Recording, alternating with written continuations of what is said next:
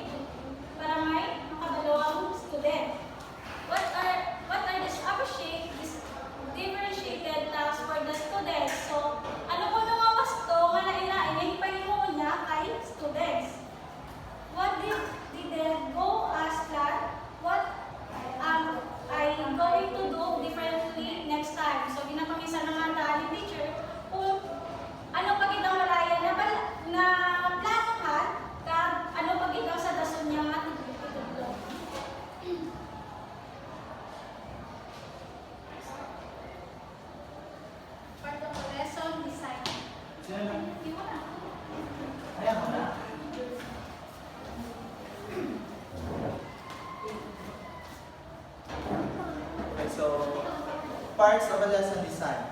Intended learning outcomes. Before the teacher begins planning, he or she must first determine the lesson learning objective. So, before si teacher mag-start sa lesson planning, ang ginaobraan ni teacher first is maghimo sa learning objectives. The intended learning outcomes are statements that outline what the learning will eventually be able to demonstrate: cognitive, affective, psychomotor. So, maghimo ta ni sa objectives, we always include ang tatlo ka domain, which is ang cognitive, affective, and psychomotor. The learning objectives have the following characteristic. Una is what the learning should be able to accomplish. Ikadua is the circumstances under which the doing will happen. The standards by which the performance will be rated.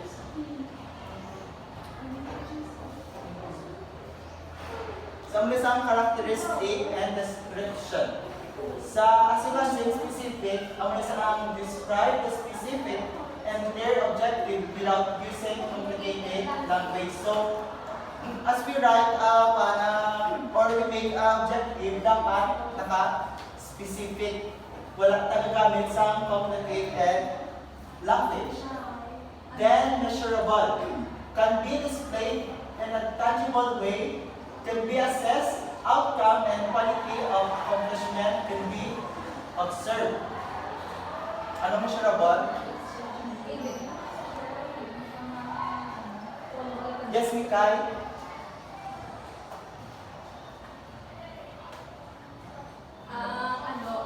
Measurable na ba? Di ba naman tapos, bala ka example, di sa smart nga format, gamit sa characteristic.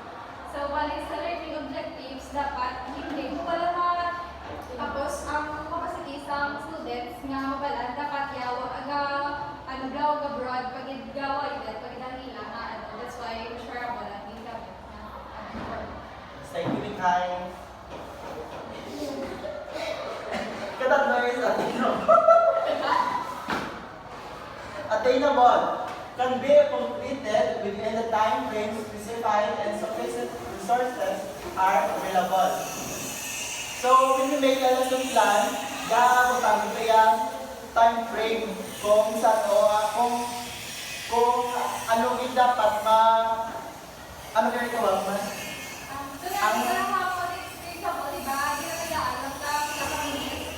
Time duration, kailan ba siya?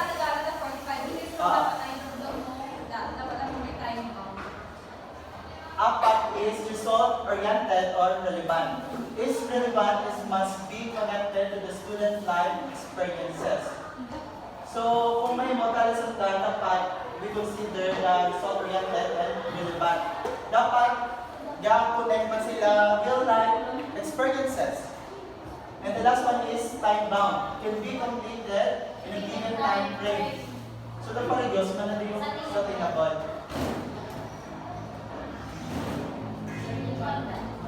Learning content must fully cover what are essential. So, ang mga ganyan bata ang most essential learning competency, kung ano lang ang essential and most important na sa include ta. Thus, a balance in content and values significant to the varying needs and developmental stage sa multi-grade student and can be carried out in the right amount of time. In writing learning content, it includes the subject matter, value that can be integrated, variety of sources or references and lesson materials that teachers can use to enhance learning outcomes and create more interactive, interesting, engaging learning activities. So when we write a lesson plan, dapat interactive gid ka, interesting ka, ma-engage ang mga students, ang process mo mag-imo palang ng lesson planning.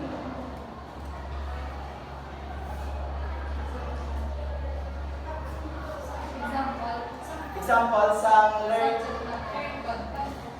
Okay, so examples ng subject matter or content. Ang isang topic or lesson at hand. Ang masang gina-focusan, tablang ako na lesson or topic. Value integration. The appropriate value can be developed or integrated in the lesson. So, in value integrated, tabi makakutan sa value focus. Value focus ka, kung ano pa ang mga integrated in the lesson. For example, ang science. So, siguro, yung mga student mo nga magwa sila sa palibot or field, kaya paisipan mo sila sa mga different kinds of flowers. So, ang muna sa mga integrate as mathematics. Science ang subject may integrate sa mathematics. Materials. The supplies and resources that are available and used in the lesson. So, ang muna mga materials, mga learning materials, mga items na maging gamit mo. References, the books and online resources used. This includes a variety of instructional methods, both traditional and adaptive learning. Learning experiences guide students toward content engagement and assess them in learning new skills. Sorry naman ang mga strategies na ginagamit sa motivate teacher. Sa mga wall class teaching, group teaching, cooperative learning, peer teaching, na wala na sa group na na-discuss sa mga previous quarters. Ang assessment naman is summative, formative assessment, authentic assessment. This includes the rubrics which the criteria and standard that will be used to make evaluation decision of the task or outputs. So, ano ba yung silang kita authentic assessment? Scenario. Yes. Ang authentic assessment mo ay kita gagamit sa paper pencil test. Ang sa mga outputs, mga portfolios, mga role play, basta ba isang gamit, pencil and paper test.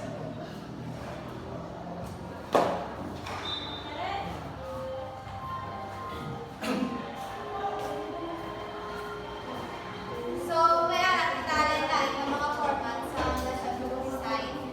So, the reason yung may kailangan kita sa mga format lesson design is because kada subject may differ, depende sa mga gamiton mga FP, depende sa subject, especially kay multi-grade ang teacher. So, mapili ang teacher sa effective or sa tingin niya,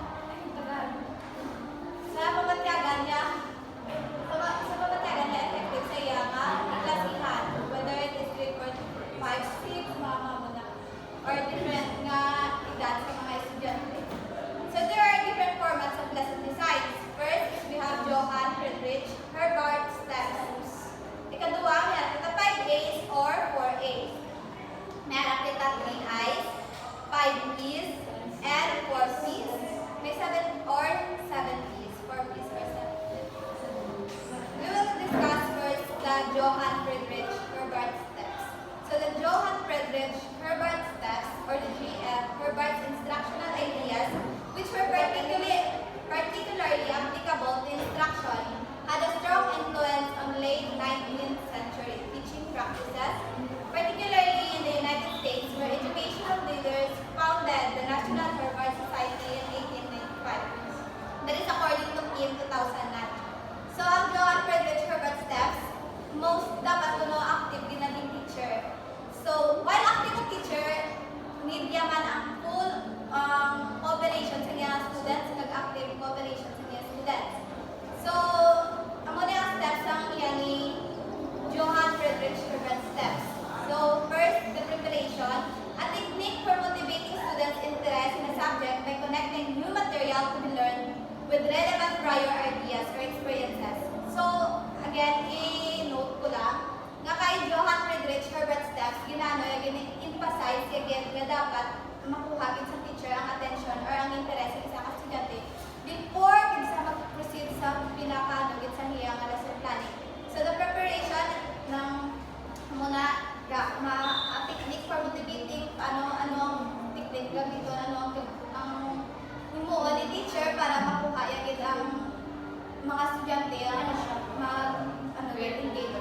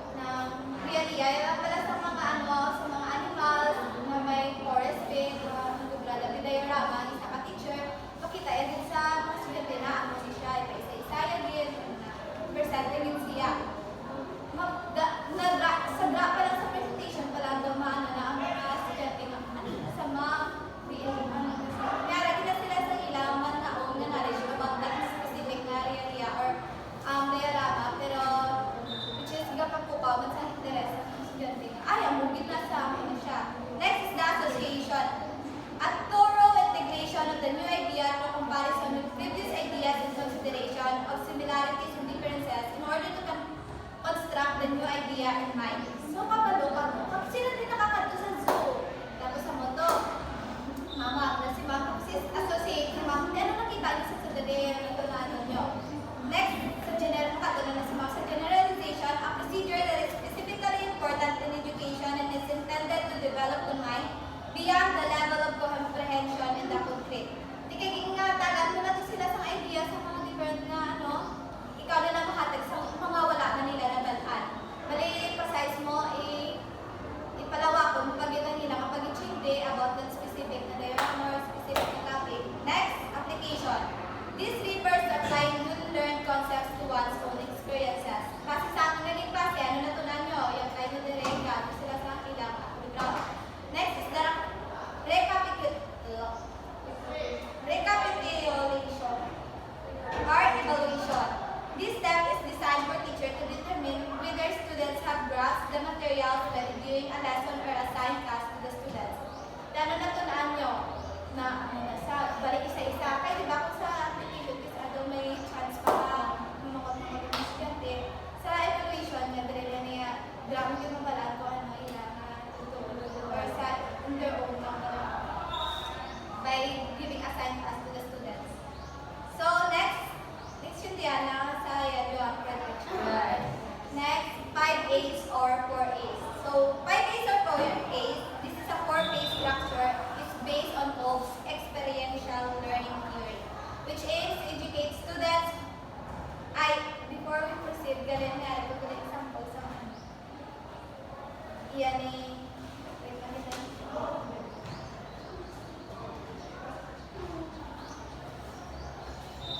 for example, kung yan yung pwede. Dali lang natin. So, kung isa yan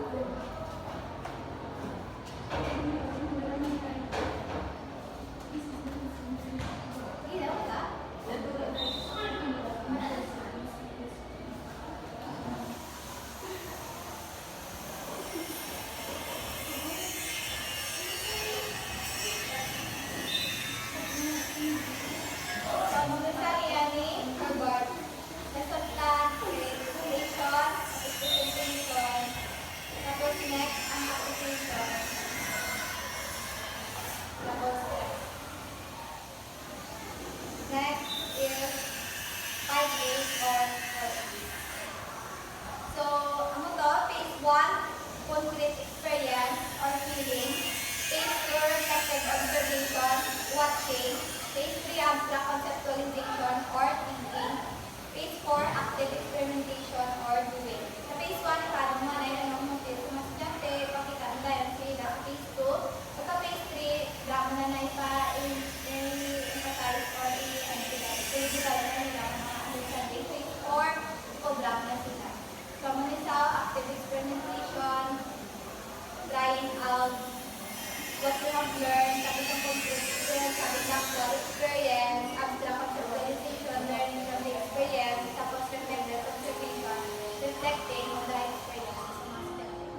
Next, proceed to 3 I's. This format refers to the 3 fundamental steps in supporting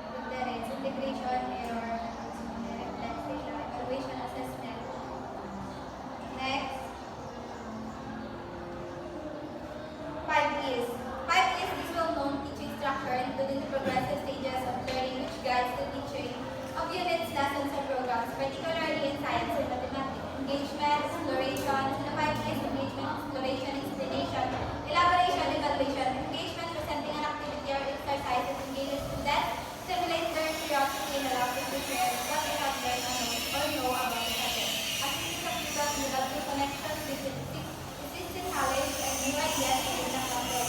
Ano to ang mga nabalaan nyo na makapagpasan sa exploration, students are carrying out hands activities such as experiments and other interactions with material. Gain a better understanding of the topic. So, galing sila sa mga sila mga lingua, makuha nyo pa kayo mga classes, so pa, gano'n mo na yung ilang explanation, supporting the students of their topic to take what they have learned and experience. So, basta sila program sila, ano ko yung kalabalaan na nagkampo na ang turingin nila mo to. Next, elaborate mo. Putting what they have learned to use in music vision to enhance their skills. Galing sila as an example, provide example, pagitan, sila what. Tapos, evaluation, reflecting on and demonstrating their new understanding of the material. Next, 5 is